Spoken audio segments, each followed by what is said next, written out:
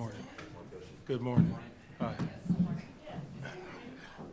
30 more minutes. Yeah. Hey, Eric,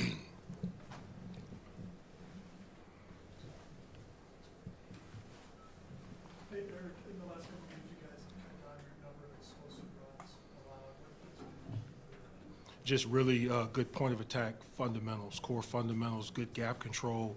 And when we have to involve a member of the secondary, the clarity is there. So just good, aggressive, consistent core fundamentals I would cite as a reason for that. As a follow-up, guys in the locker room this year talked about just how phenomenal Ed was Friday night.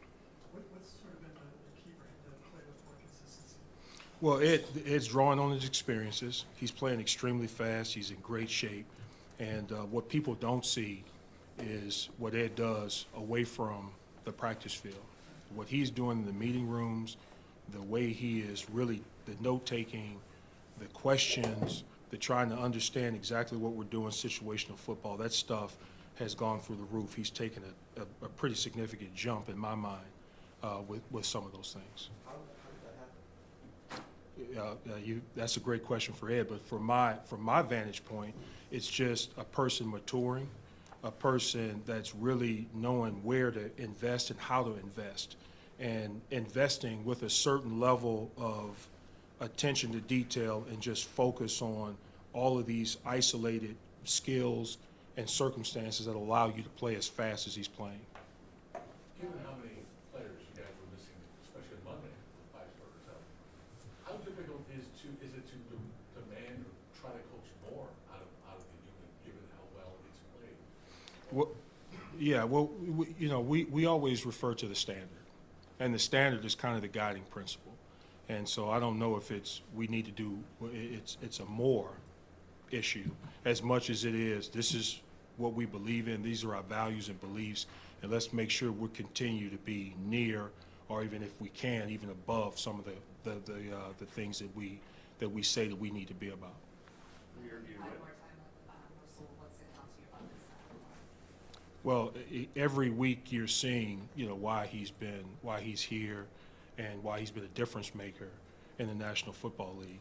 The size is out at that position at corner is a weapon in of itself. And his ability to play a tight line position against a receiver, to play off and to tackle, I mean, those things are, and then his knowledge of what we're doing continues to ramp up. And so when that happens, the instincts will be faster, his skills will be faster, but he's picked things up in a very fast rate so far. from your view, what happened with the 12 guys on the field at the end of the game? I'm not involved in special teams at all. I'm not involved in that. And I wasn't involved when Tyler Bass was special teams player of the week, so I'm not involved in what we're doing in special teams. So when that decision is between Sean and Matthew, Yeah. in terms of substituting? Yeah, I'm not involved in special teams. Yeah. You used Dorian as fourth down lineman / spy, Russell Wilson, obviously, it's a game plan specific thing. Just how do you think he handled that new role?